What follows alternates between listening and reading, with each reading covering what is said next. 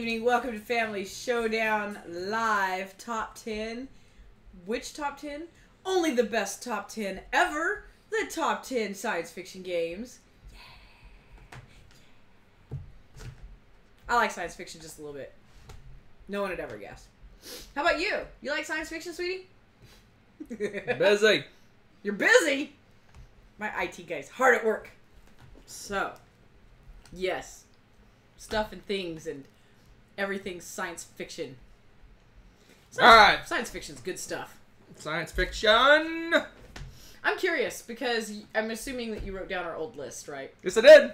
Yes, I did. I have the old list here. This is a repeat of the list we made 2 years ago tomorrow. Really? 2 years ago tomorrow. Small we made this world. list. So, I would guess we probably played 3 times as many science fiction games since we made this list last. Interesting. I'm just guessing. Yeah, we played a lot. Yeah, so yeah, this one, and next week we'll be doing the fantasy list. These are definitely 2 of our favorite lists to do because this is our 2 favorite genres of games, science fiction and fantasy. And books, really. But doesn't matter. We're gonna start this list. We're gonna start this list with a discussion. Ooh, oh dear. Is this a discussion or a debate? It could be a debate or a discussion, depending on your mood. Okay. So, is fantasy a subgenre of science fiction? Could all fantasy be considered science fiction? All fantasy? You're really stirring up a hornet's nest right here. Is fantasy a subgenre of science fiction? A lot of it can be, yes. I said it. I'm sure the fireworks have already started. Let the internet explode. You're not going to change my opinion. So while you're thinking of that, everybody's saying no. So Depends. It depends on which... Because there's some that there's a distinct overlap. Let me put it that way. But a lot of it can't, right? Because of what defines science fiction versus fantasy. So what is science fiction? See, there you go. Can of worms. Big ol' can of worms. Well, here's the thing. I mean, at its heart, though, at its heart, science fiction is usually something that just is pretty close to reality, but one thing is bent, twisted, changed, something. Right? True. Okay? It's not necessarily about spaceships and rockets. It's not. I mean, there's some really great science fiction out there that's not about space travel. But that's where a lot of people's mind goes when they talk about science fiction. So we're not going to debate this all night, but we got in this discussion the other day. So here I'll leave you with this note. Is Godzilla science fiction? If it is, then what's the difference between Godzilla and a dragon? Myth. Now, I don't know much about Japanese mythology, so All right, so we're doing our top I can't really address 10 that properly. science fiction games. Man, we could have a whole discussion just about this. So, Just saying. when I put together my list, I picked my favorites. I didn't necessarily go which one's the most sci-fi-y. But Yeah. I've got a list of 15 games in here I rate a 9 or higher. Oh, yeah. Oh. Okay. So, everything on this list I consider an amazing game. I do too, and I honestly had a really hard time with this. I ran out of time because I was going to put which ones I think have the most science fiction in them. But I ended up picking just my favorite ones. Oh, man. And even my number 1, I could probably exchange on a good day with my number 2 and 3. You know, I mean, man, these are good games. And man, this is just tough. It's really tough. Yeah, because these are our like favorites of our favorites. They're the top. I would say. Let me look at my list real quick. I'd say the top 6 are solidly top 6. The next 4, I could have put 20 games there. Really? Yeah. Wow, my top 10, I feel like I could almost, on a good day or a good play, could interchange any of my top 10. Yeah, I'm not kidding. It's Your entire top 10? pretty much. No yeah. way. My Yeah. top 6. What did I say? 6 are pretty much locked in. Top 6. Man, I'm sorry though. I really like science fiction, and so Longest intro ever, so we'll get started. sure, why not? My number 10 Fight. is a brand new game we just played. Was it 2 days ago? Or yesterday? Either way, it is Dinosaur Island. Dinosaur Island. We just played this game. That's a really fun game, guys. And like, it's already in my top 10 sci-fi games. And that's just with one play. Come over here. I think it has potential to go up. Oh yeah, I could see that actually, and I'm gonna put that on my honorable mentions because I've only played it once. So Dinosaur Island is a worker placement game where you're creating a dinosaur theme park. You're basically gathering the DNA. You're creating the dinosaurs. You're putting them in little paddocks, and you're building up your park. You have like eating places and amusement rides and things like that. You're trying to design a park that gives you the most victory points, and it's pretty cool. And if you don't have the high enough security level, your dinosaurs escape and eat people. But not the hooligans. Yes, there's hooligans that sneak into your has park. Hooligans. This is the best. It really should be in the top 10 just because of that. There's hooligans. There is hooligans. But they're enough of a good hooligan. They're good hooligans to where they run really fast and they outrun the tourists. And they get so, I love this game, and if like I said, it has a potential to go higher. I think the thing that's going to hold it back is I think it might have a runaway leader issue. But that's just with one play, so I can't judge yet. That's true. So possibly. We shall see. Boy, that's a fun game. Anyway, Dinosaur Island. We just got we got the Extreme Edition. I guess it got re-kickstarted with the expansion. And we got the base game sent to us, and now we're waiting for the expansion. So we're excited about that one. T-Rex. Got these tiny little cute little dinosaur meeples, like plastic dinosaur meeples. Pretty cool. Great game. I've probably seen lots of pictures of them online and stuff. They're hysterical. Dinosaur Island. My number 10. Good stuff.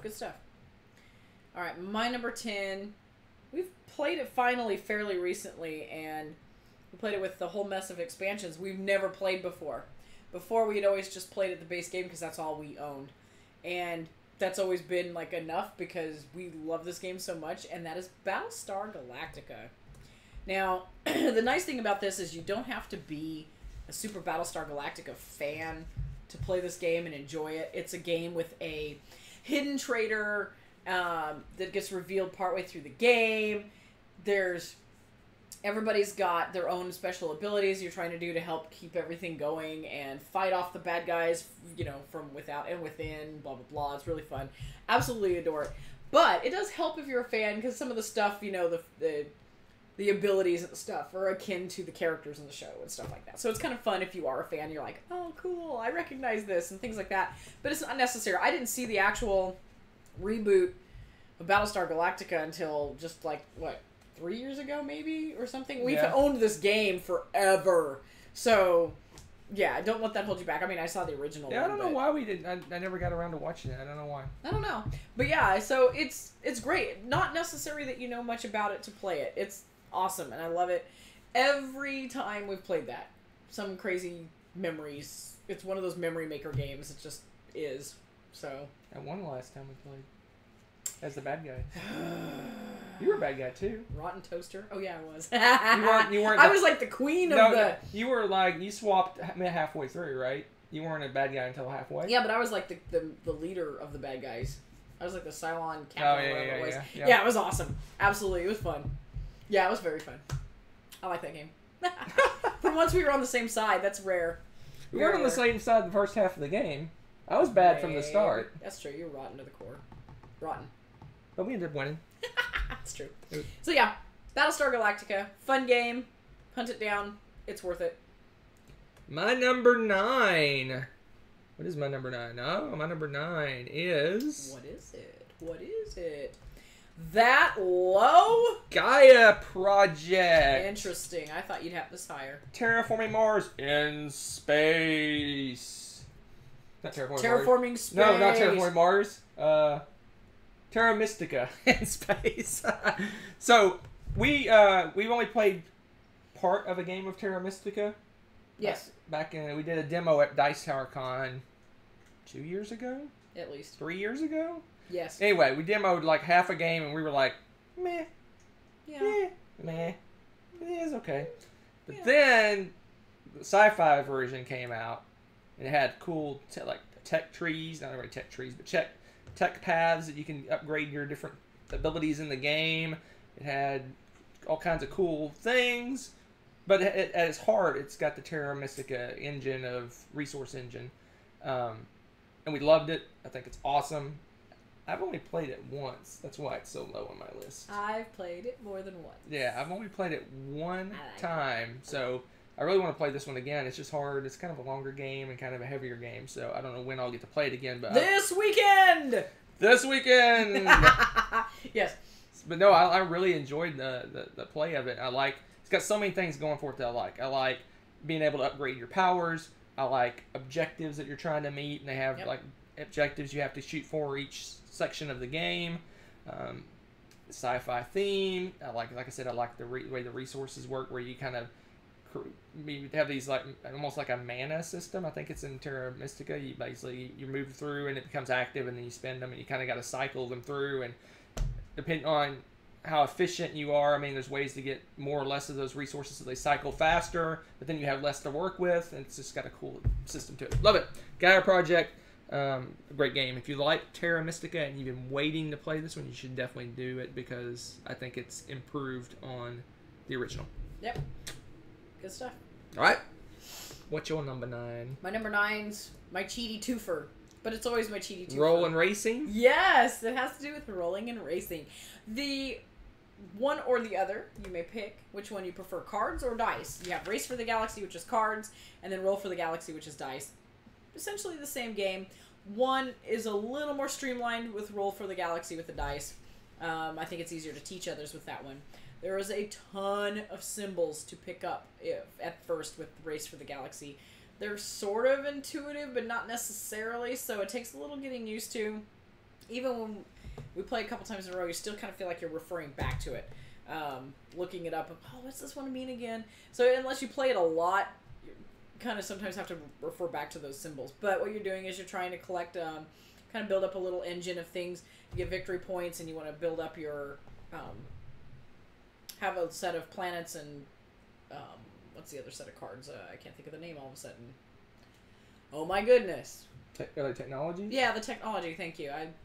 But you have those two different types of cards. You're building those up. You get victory points depending on which one you build. You have to, once you build out a certain number of those cards, then you tally up all of your victory points from that. But what's fun is you're using the different symbols, and you can kind of chain off of them and produce. Your planets can produce goods, and you can then turn around and sell those goods. There's all these different abilities that give you things cheaper, and there's a lot going on, and depending on what you pick and choose to do, you can do that. The other thing that's fun with that is you kind of piggyback your actions off of other people. So if you think, Hunter's really low on cards, he's probably going to draw cards. So if I want to choose that as another action, like the dice game, for example, I put a dice there, hoping that if he picks that, I get to do that, and then I'll choose another action. You might get to do 2 actions. Otherwise, you probably only get to do 1 that turn. But it's kind of fun to give it a shot and see if you get those. And I think that's one of the things I like best about that game, is that you play your cards right, or your dice, and you'll be able to do more than 1 action a turn. Play your cards right. Yeah. What? I did that. This is our first crossover. Woo! From last time's list. Okay. This was your number 6 last time. So, first crossover. All the other games we mentioned. Battlestar's not on the original? Not on your list. Wow. Nope. So. Crazy. Roll, for me, has murdered Race. No one's surprised by this. We've heard this story before. But, both games have staled. What? I said it. No. That is wrong. My number 8. I guess I'm going to be a controversial guy tonight. Alright, my number 8 is... Wow. Just wow. Terraforming Mars. Terraforming Mars. All the hotness was 75 expansions. Terraforming Mars. I love this game. I I like all the expansions so far. I like the base game by itself. I think it's good enough to stand on its own. But I do love the extras they have. It scales well. I would say 2 and 3 is probably the sweet spot. 4 is getting a little long. It gets long. But it's still, it's a long game. Yeah, if you don't care. Don't care, it's all good. Sure. Love it. It's got, I like the 2-player game because you do some drafting with the 2-player. It kind of tricks it up a little bit. It's just a really great sci-fi game where you basically, it's engine building, tons of engine building. You can go, make algae that feed your other things. You can do animals eating other animals, and all sorts of craziness. But what I like it is I find it very thematic because the cards, a lot of cards have restrictions like it has to be above freezing for you to do anything with water. Or it has to be above a certain oxygen level to do anything with animals. It's just as you terraform, it opens up some cards and it also closes out other cards that may not work as the temperature rises and the oxygen levels goes up. So I think it's very thematic. They actually did some thought in how that would work and how the cards interact with each other. More on this later, so I'll stop. My number 8. I still love this. I don't think it'll ever go stale for me, as Hunter liked to stale. But this is Core Worlds. This is like deck building greatness. So you're going after these, 12, I believe, Core Worlds, the object of the game at the end. Was it 8? 6 or 8. Yeah, maybe it's 8. There's only a handful of Core Worlds. Get it? Core Worlds. And Core Worlds that you're trying to aim for that have massive amounts of victory points at the end of the game. That being said, in the meantime, you need to conquer some other worlds, build up your armies. You need to decide what core world or worlds you want to go for, because some of them require more ground troops, some require more air space troops. So you need to balance what you need going after your core world, because it takes a while to build up what you need for that final round. And as I have learned, like the first time I played it, if you're not focusing on the end game at the beginning, makes it a little difficult for you to get the core world that you want. So I love it. And as a deck builder, I love deck builders. The art's awesome. I love the space theme. Just, good game. Good game. And it's pretty smooth play. Very intuitive. Yeah, I enjoy this. One of my favorite deck builders, but that's not saying much. I'm feeling controversial tonight. You are. I don't know what it is. Don't fall asleep. But no, this is a great game. I agree. Not only do you have to build up for the core worlds at the end, you have to watch whatever other people are doing because they may snipe the one you're building towards. Yeah. So you may have to switch gears and try for something else. Yeah, you want to have a plan B somewhat. This was your number 3 last time. Number 3. So it drops from 3 all the way down to 8. I still love all the way game. down to 8. I love this game. Love it, love it, love it. I think you're going to have a lot more crossover with your old list compared to me. Possibly. My number 7. We're almost to the locked in 6 I was talking about. So this is the last of the waffling ones. Waffling? Breakfast foods in your top 10. My number 7. Oh, that's your picture, not mine. Spoiler. Brand new game to us. Lords of Hellas. I like this game. It's very attacky. His favorite word, too. I like attacky games. No, this is the way I described it, I guess, in one of our live... Steampunk mythology? Well, that's kind of the theme, but the way I described it in one of our Q&As, this is Blood Rage with a more open board. Yes. Where you're actually traveling troops around. That's true. And taking over, conquering areas, whereas Blood Rage, it just seems like you put dudes on and you fight. It's not really like, it's more like Blood Rage is almost like you can dump them into an arena. Yeah, it's like an arena fight. It is. But Lords of Hellas, you're actually, it's more like your standard area control games where you're building off front lines and moving your troops around to conquer different areas. Yeah. But you have the cards and the card combat and the building up your clan, whatever you want to call it, what is it?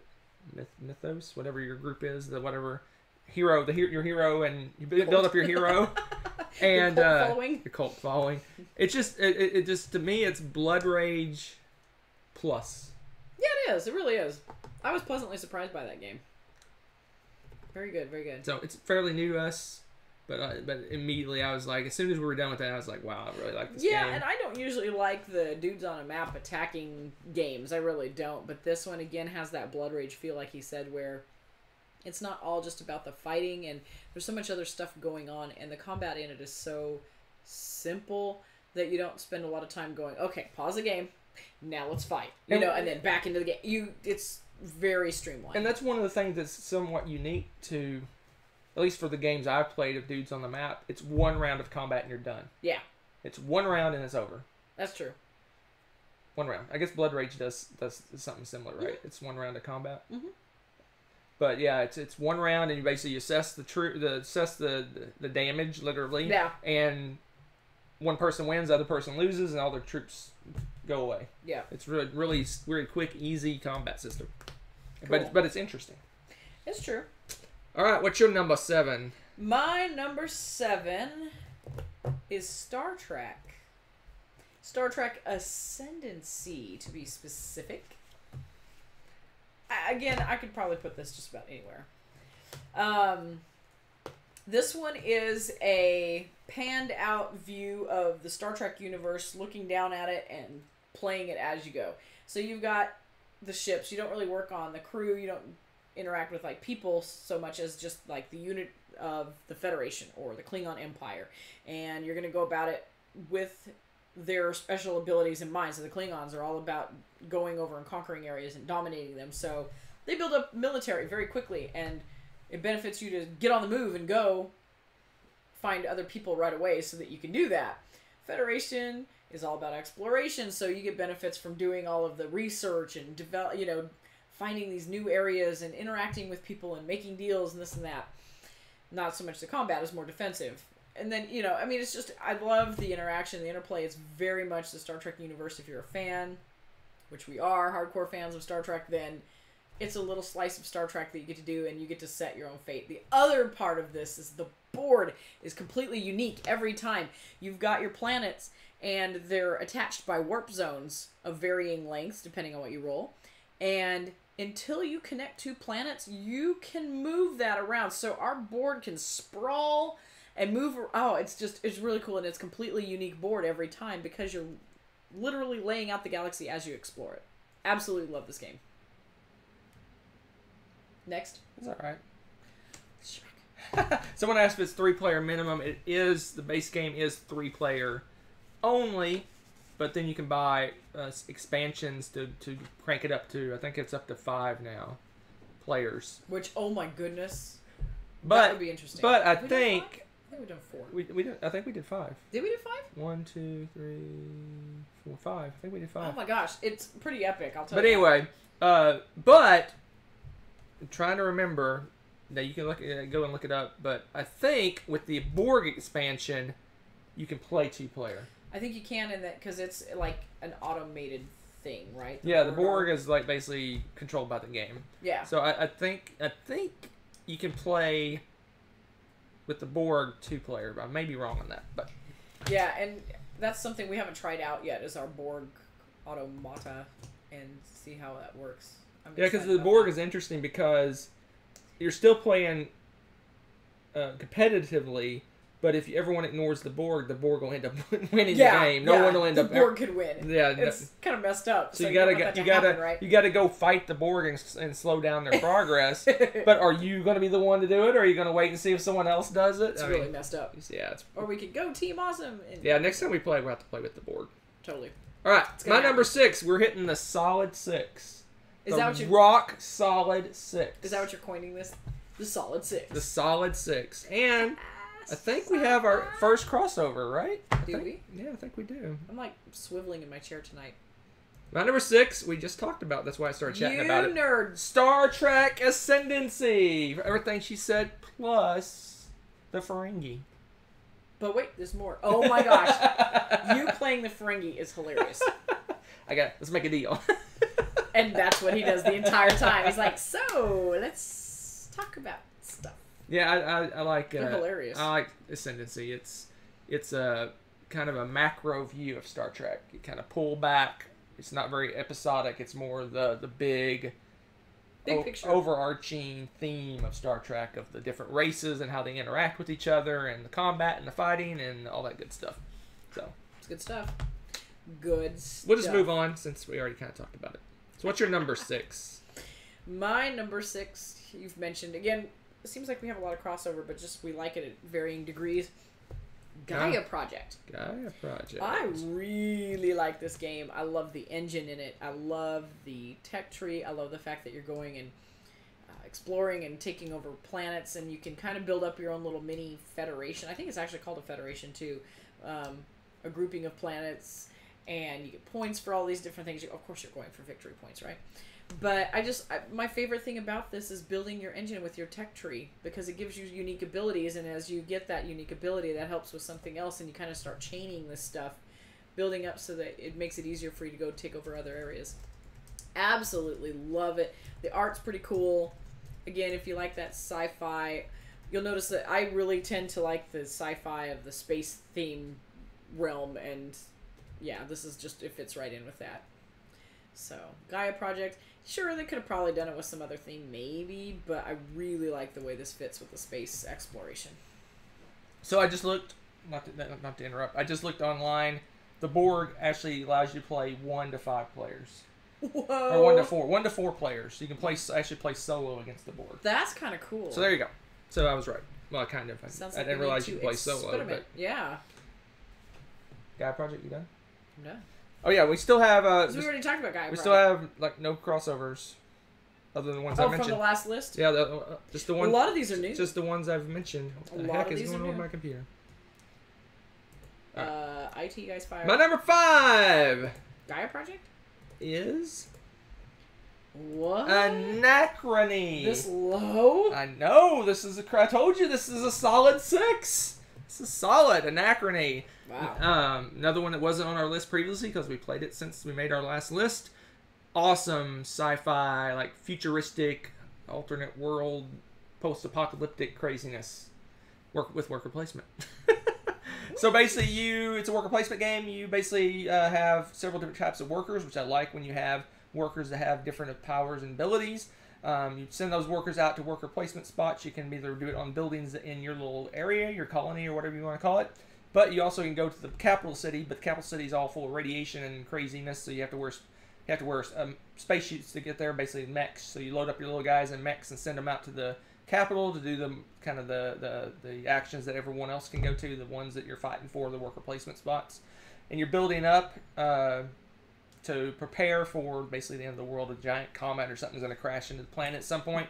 You have to get out while the getting's good, and you get a bunch of victory points if you prepare properly and get out before the end of the game. But my favorite thing about it is that you can borrow from the future. So basically, you can, if you really need like a certain type of resource to do something, it's like you desperately need it. There's no way for you to get it. You can borrow from yourself from the future.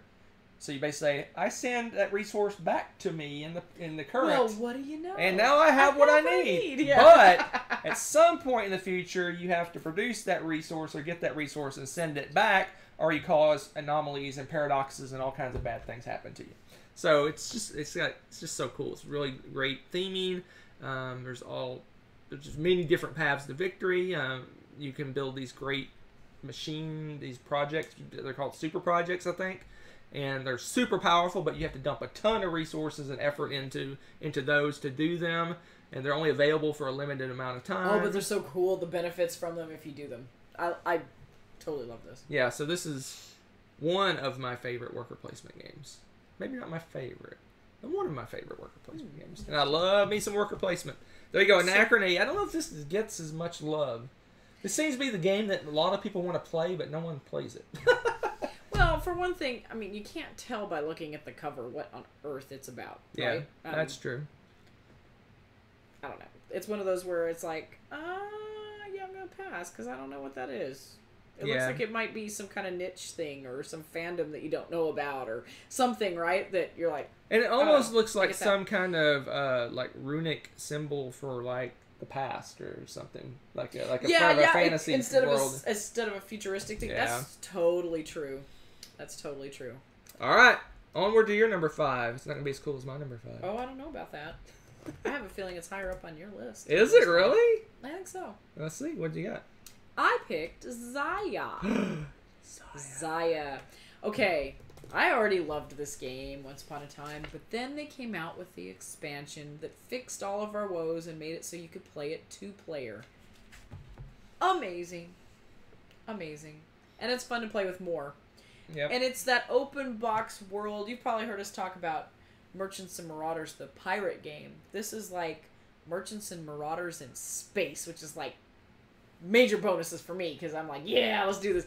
You've got these already cool painted minis, and each ship has its own like little backstory and its own stats, and you can upgrade your ship and you get to build it how you want. So if you have like an outline of your ship, and it's kind of like Tetrising in all your engines, your lasers, your shields, all of this stuff, cargo, you get to design how the interior of this thing looks. Do you want to load up on weapons and just a little bit of cargo space and go blow people up?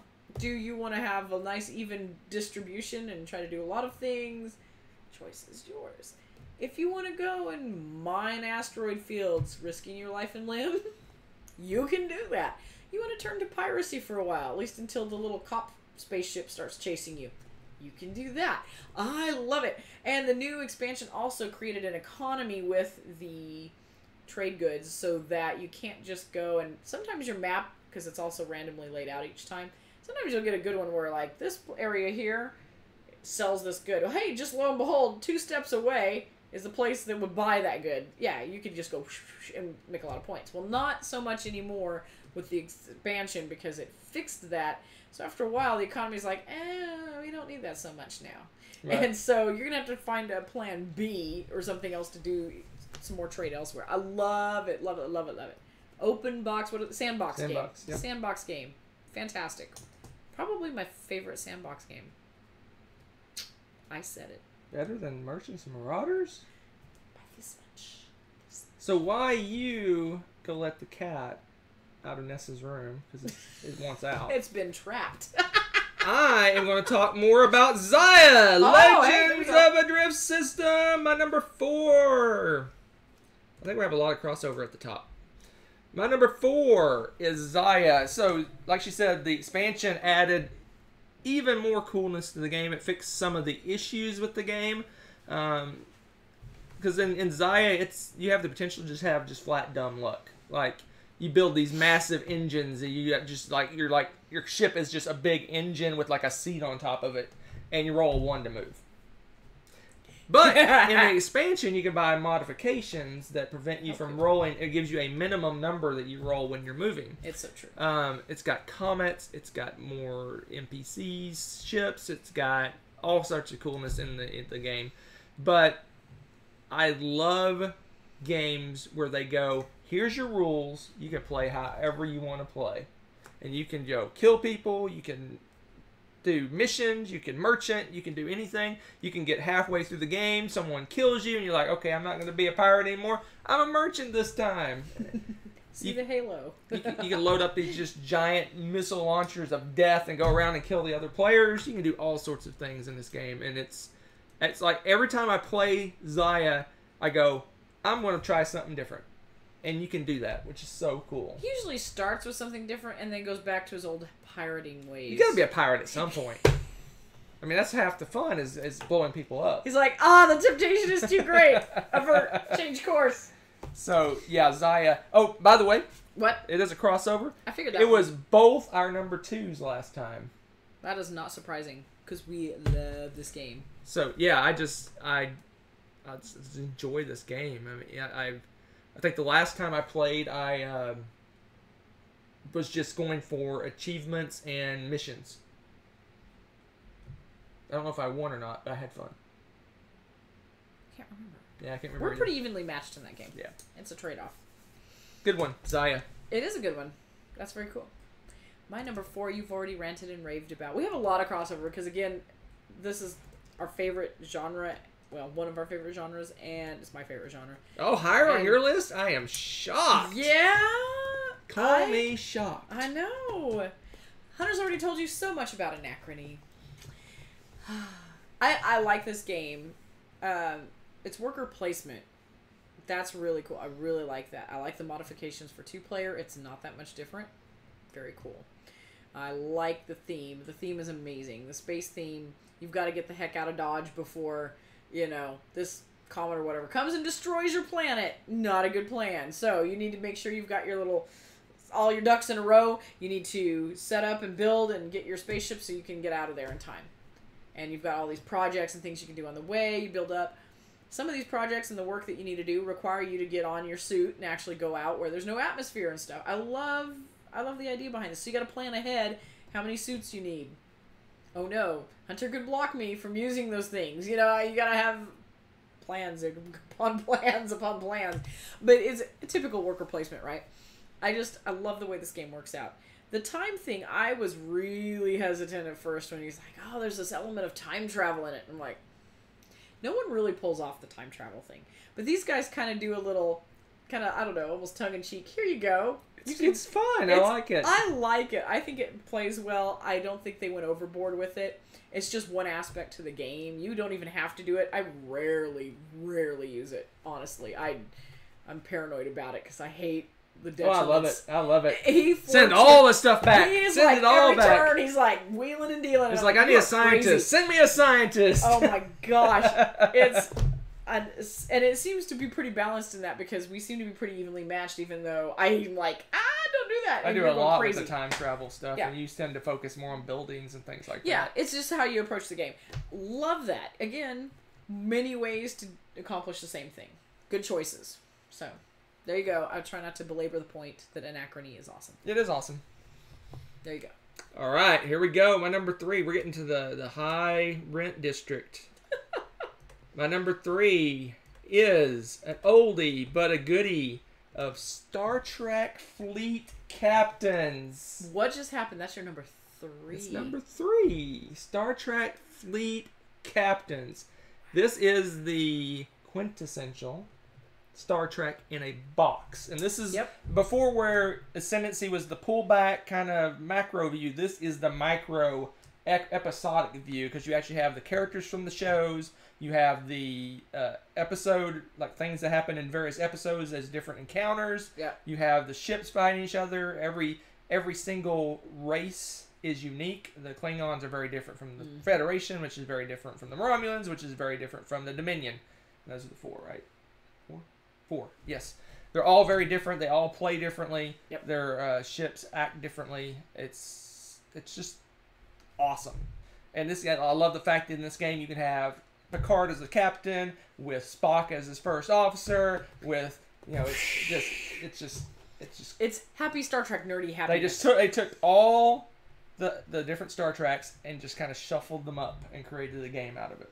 It's great. And their characters, I mean, they went in depth with the characters for the Klingons, for all the races too. You're going to see names that you're like, wait a minute, who is that? Yeah, it's that one guy that you didn't think had a name. They had a name on that one episode. They're in there. It's just, it's pretty amazing. Lots of Romulans, lots of Klingons, Commander Core, or General Core, I think his name is. And, just characters you're like, oh, I saw them once. And they're there and they have special abilities. There's the cloaking. There's a whole system of cloaking that I feel like it took us a little while to get the hang of, but I think we've got it down pretty nicely now. We had trouble winning with the Klingons early on, and then we figured it out. But don't talk too much. Save some for later. Is it much later? Is it your number 3 as well? It's my number. Hey. What's your number 3? Just messing. My number 3 is all about that lovely, lovely 4th planet from the sun. Mars! Terraforming! Before you go too crazy, Fleet Captains was my number 1 last time. I knew that. So I knew that. You knew that? I did not. Go ahead, Terraform Mars. I love me some Terraforming Mars. Now, I would not want to do more than 3 players because I think for what it does, I would not want to spend 4 hours on that game. That's just me. I mean, some people love it that much and do it. That's cool. As they say, you do you. But for me, I like this game, but I would get tired of playing it for that stretch. But I love the cards. Hunter already talked about so much of this. I love the cards. I love the art. I love the concept. I like the thought they put into the game to make it pretty realistic sci-fi, right? This is something that... Realistic sci-fi? I say realistic sci-fi because it's not super fantastical. This is something that we're actually contemplating doing. Yeah. That seems mind-blowing, but that could happen in this lifetime, and that's pretty cool to think they could about. very easily just put all those cards and you can play them anytime. Oh yeah, But you could. they spent the time to actually build a theme around At the least, card. yeah, and it may not be accurate. I'm not going to say that you can only have fish at 20 degrees or higher, whatever. Yeah. But they set a limit for it, and it's realistic to where like you have to have a certain amount of water for. I mean, just common sense stuff that you would think about, but a lot of games don't think about that stuff. Right. I love that. I love the thought put into it. And I understand, the appeal and why everybody's so excited about the 10 million expansions, like you said, because Right. it really is fun to revisit this idea. It's something that it's a reality right now. We're doing that. We're researching how to do this very thing. And I think it's cool to play a game that explores that. I agree. The inner nerd. And as a card game, you love card games. And I do love those cards. And I love, with the 2-player, like the drafting and... Yeah, the two player plays different than the... It does, and I like the way it plays. I really do. My number 2 is Skithy. Skithy, my number 2. You know what? You were right. I totally forgot about Scythe. Yeah, I saw you make your list. I knew you'd forget some. I always forget one. Scythe. Scythe. This game is so good. So good. The campaign box is sitting down there, and I am itching to get to it. I am almost going to veto House of Danger. Oh, no, you didn't. Oh, no, you didn't. To get Skithy. Oh, my God. I love Scythe. It's such a great game. This game is... It's like this game was meant for me. Because That's true. It has just enough attacking to be interesting, but not enough to be obnoxious. And it's not a live or die necessity. It has that feel of like a real-time strategy computer game where you're sending your dudes out to harvest resources and you're building up. It has almost it's worker placement-esque because you have to move your workers to where you want them to produce things. You have the action selection, and you can build up. You have ways of upgrading your actions to make them more powerful. Every group, every person, every race is culture. Every culture is different in the game. They have different powers and different abilities. Their little mechs do different things. It's just, I love this game. It's awesome. This would have made my top 10. It's just so much fun. Yeah, it's so good. I like the unique player mats, the engines that you have. That's probably my favorite thing about that game, because each time you get it, like, oh, what's going to work the best? And I just, and the flavor text, the stories, those cards, you pull those cards, those event cards are hysterical. Yeah. I didn't mention those. Whoever wrote those, that was brilliant. They're just hilarious. I mean, you get this, the artwork's amazing, and you look at it, and it looks pretty serious, like you're playing along in this game. It's a fairly heavy game, and then you get this choice that's laid before you. You see a farmer with his little group of pigs. Do you kill the farmer and eat his pigs? Do you scare the pigs and make it rampage through the town? Or do you help the farmer herd them back safely into the fenced area? I mean, you get these choices and you're like, what just happened? They're hilarious. Obviously, I eat the pigs. Bacon. But yeah, no, it's just... I love that. It's so out of the blue for me. I was not expecting that in the game, and the touches of humor were just magnificent. So yeah, just this game. Every time I play it, it's like I enjoy it more, and I want to play it again. I don't care how long it took. I want to load this up and go again. It's so much fun. Yeah, I enjoyed it. I enjoyed it at 2-player. I enjoyed it when we played with 6 players. Yeah, that was crazy long, but it was fun. And for a 6-player game, that had a fantastic finish. In a lot of games with that many players, someone ends up running away with it. But there was 3 or 4 people that were literally last turn deciding who was going to win that game. Yeah. It's just an amazing game. Anyway, that's fun. Yeah, you owe yourself to play it. It's not as attacky as you think it is going to be. It's very much it's a very Euro game with a slight little bit of attacking. You can do more attacking if you really want to. You can just run across the board and start fighting people, but you're probably not going to win by doing that. Oddly enough, most of the games we've played, very little attacking going on. Yeah. And most of the game. And I like they have basically you have to get you get stars in the game when you do certain things, and it's almost like they're achievements. So you have to get a certain number of achievements to end the game. Super fun. Really cool game. Love it. Love it. Love it. Love it. Love it. What's your number 2? I know what you know what my number 2 is. He asked knowingly. You know what my number 2 is. My number 2 is Fleet Captains. We already talked about it. I love the Star Trek universe. It's probably my first major fandom I ever had. Still major fandom of mine.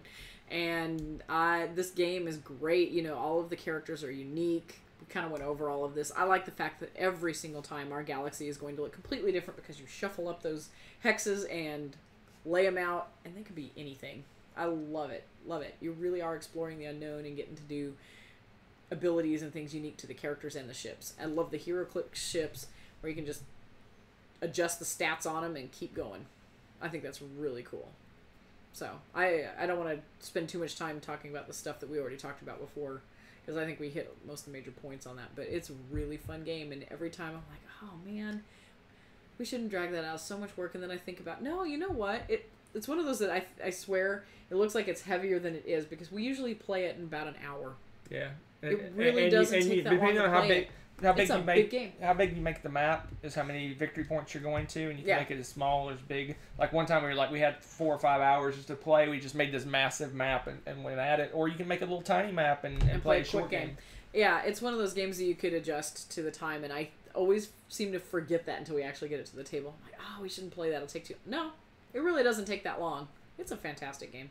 And every time we jump back into it, we have to review the rules less and less. It's very intuitive and how the battles and everything work. So it's really easy to jump back in and not spend a whole bunch of time. Okay, go take your hour and reread the entire... But we don't have to do that anymore. And it's great. I love that. That doesn't happen with a lot of games. So, all right. Let's hear it. Well, we say it at the same time. Let me cue it up. Because we have the same number 1. Unless you totally forgot a game. Agricola? What? I'm just kidding. Okay. Did you forget that one? No, I didn't forget it. Okay. I was just being stupid. Alright. Twilight Imperium 4th edition. And it's already been called in of course they did. They know us. It's already called in chat. You know us. This game is rock solid number 1. No, there's not a close second to this game. This game... I don't know. There's not a close second to me. This game is awesome. No, it's awesome. For what you're doing with it and everything, it is insanely... I mean, how do you pull off a game where you're intense for 6, 8, 12 hours? This is the only game I know of that would pull that off that isn't some super insane mega game. Right. It's glorious. What is it? Pax Gloriosa. Yeah, what is it? I don't remember what it is. Magnifica. Oh, Magnifica. Bellum. Bellum Gloriosum. Yeah. That's what it was. What does that mean? Pax, a magnificent peace and glorious war. Magnificent peace and glorious war. There's not much peace in that game. Not if you can help it. Oh, yeah. Man, this game is just epic. I mean, it's like it's like there's very few games that when the game ends, you talk about the game that you just played for another hour. Like, I could have done this. I thought you were going to do this. I can't believe that this happened. Oh my gosh, you should have went over and attacked this other guy. Why'd you attack me? And that happens during the game, too. and I can remember something major that happened in every game I've played of Twilight Imperium. Something epic happened. The epic betrayal, where we made a deal, and you totally screwed me over that one game. I did do that once. That's right. And it's just every game. It's just he forgets. It's awesome. I mean, he remembers it better than I do. That was awesome. It's like, here's all this stuff. I thought it was obvious. Here's all this stuff. I just want to take this one planet for one turn. Oh, sure. Attack me immediately. You didn't end up winning. That's all I said. Wow, you just had to throw that out there. You know what? Winning would have been a secondary thing for me. I was quite pleased with how things went. This game, I mean, if you think this is remotely your style of game, you should try it. It's an experience. To find a way to get this played, because it's just awesome.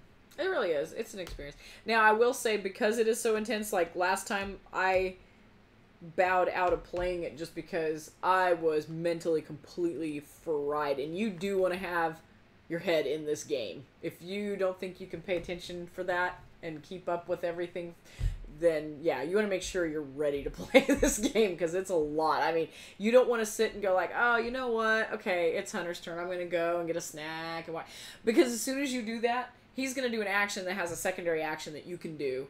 Or he's going to start subtly building up on something that you probably weren't paying attention to, and the next thing you know, all of a sudden he's got this army coming towards you, and you're like, when did you build that? Well, yeah, it's when you went for coffee. So much tension. Yeah. And what is funny that you mentioned that this day, and you want to know what everyone's doing. This game is like my diet plan. I sat down at this table to play this game, and like 6 hours later, I'm like, I haven't eaten anything all day. He doesn't. It's hilarious. It's like, unless we officially stop everything completely and take an hour break for dinner. Yeah, you don't. I won't eat. I don't eat. I'm in it. It's pretty I like awesome. want to know what everyone is making and doing and what they're developing. It's just this game. It's awesome. Yeah. Awesome. So now I want to talk about first honorable mentions and before things. you jump into that, let's do our last time list. Oh yes, and then yes, then we'll talk definitely. about Okay. honorable mentions. Totally. You want to do mine first or yours first? I don't care. We'll do yours first. No. Mixing it up, eh? Yeah, we'll do yours first. All right. So your number 10 was Mission Red Planet. It's a good game. Your number 9 was Alien Frontiers. Good game. Number 8 is Galaxy Trucker. Yeah. Number 7, Star Trek Panic. Yes, that's Number a really good one. 6, like I mentioned before, Roll/Race for the Galaxy. You split it. You did the double last time too. That's a cheat. Whenever she cheats, you never bring it up. I'm just saying.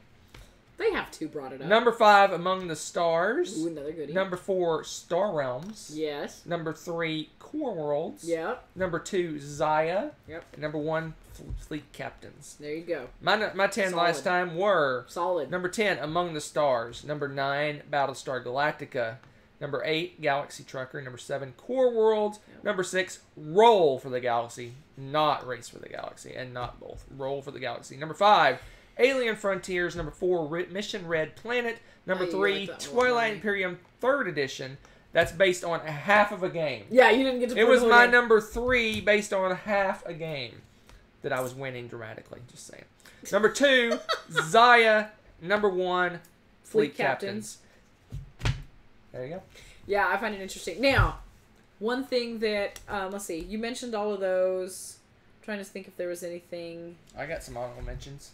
Those all count as honorable mentions for me. Yeah, Scythe, Dino Island, those are two really awesome sci-fis that are really... Lords of Hellas. First Martians. I didn't put it on my list yet. Because I'm waiting. Yeah. I'm waiting. We are in the campaign right now. Ooh, that's good. I'm liking it. I really like the fact that you're going through and you've got the computer array, right? Everything's green lights, green lights, green lights. And then things start breaking. You have red lights, red lights, red lights. And you're trying to fix those. I actually am surprised. After hearing all the woes of, like, Robinson Crusoe, you never win, blah, blah, blah. I really was afraid to jump into this game. Because I'm like, I hate games where there's really low possibility of ever winning. What's the point to me? I don't enjoy that for whatever reason. But this has been really fun. I'm liking it a lot so far. We're doing okay. And I'm okay with that. We're doing okay. We're not doing horribly. We're not limping along and dying. We're okay. And I'm so excited about that. I really like this game. It's good. My only dislike for the game is I bet if we recorded ourselves playing this game and watched it, I bet we would miss 5 to 10 things every game that we're missing, forgetting to do. It's so easy because you almost have a flow chart of things you have to do. Yeah. Like phase 1, do all these things. That's phase true. 2, do all That's these true. things. And, That's true. And it's so easy to go, oh, that we should have taken and made a, drawn this card or done whatever. Yeah. But that said, if you kind of forget about that and just enjoy yourself, it's a really good game. Yeah, I mean, obviously do your best, but yeah. So I got 4 games that made my short list. Okay. So I had 14. I narrowed it down to 14 games. Okay. 4 games just missed my list. Okay. You just mentioned First Martians. That's one of them. Okay. The other one is Core Worlds, Mm-hmm. Mission Red Planet. Yep, good one. And Star Wars Rebellion. That's right, you've played that. Yep. Okay. See, that was the thing I hadn't addressed, because I haven't really played many of the Star Wars games, and I I'm pretty sure I'd like Rebellion, probably. And I'm curious about Queen's Gambit. Everybody talks about Queen's Gambit. I played it. It's fun. See, I want to play that. But I kind of got, like, exhausted on Star Wars, so that's not my, like, go-to sci-fi stuff.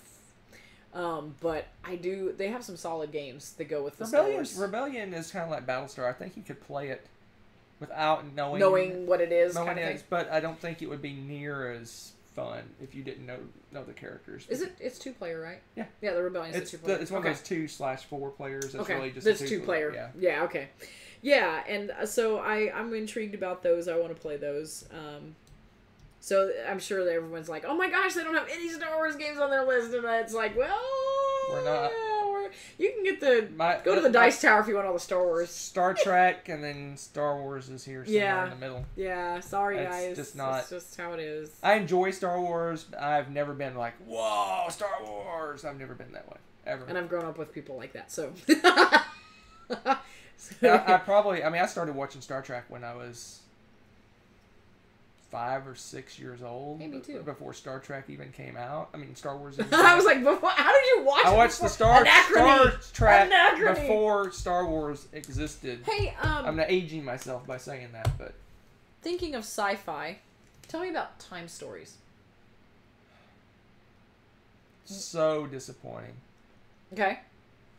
So you want me to tell you why I'm disappointed in Time Stories? I'm curious because I don't know if anyone brought it up. I really can't quite see the chat, but. So here's the thing about Time Stories. I mean, I went in like head over heels excited about it because it just seemed really cool. The concept seemed cool. What was going on was cool. But here's my problem with Time Stories, and this immediately the first game. I do not like the fact that you go through it. If you don't win, you reset and you have to go through it again. You're like, okay, we got to go here and do this and go to this, and then we need to do this. Oh wait, we probably need to do this one thing slightly different. We got to go here. We should have went here instead. Let's go again. And like, I don't want to do that. I just have no interest in repeating the same thing over and over and over again. And if you really suck like we were sucking, pardon my language. Like the third time through, you're like, I'm done. I don't even want to play this anymore. I'm done. We lost. We did have a couple where we were like, because some of them too, it was kind of like reading a choose your own adventure. Some of them, like the obvious choice is not necessarily the obvious choice. So the one you think, okay, this guy's got to have information. He's a dud. And then you go to this random dude in the woods that has no connection to anything, and then he's got like this important clue, and you're. What? There were things like that kind of threw it. So yeah, that one kind of dropped off for us. I liked the Marcy case a lot. I felt like the puzzles in it made sense and they kind of followed through, but a lot of it seemed like they got more and more random as we went into the other stories. I don't know. And it is way more puzzly than I thought it was going to be. I mean, it's literally puzzly. It's almost like... I like the puzzles. It's almost like they threw escape room. It's like... That's like... A chunk of the game is an escape room type thing. That's why you don't like it. Okay. But I actually liked it because I mean I don't have to always do the puzzles. I can do a lot of the organization and suggesting where we go and things like that. But that repeating thing, it's like okay, we went all the way through. We know the first 10 steps are right, and then we have a path where we need to do these things different. You have to go through and do all those 10 steps over again. It's like bad reruns.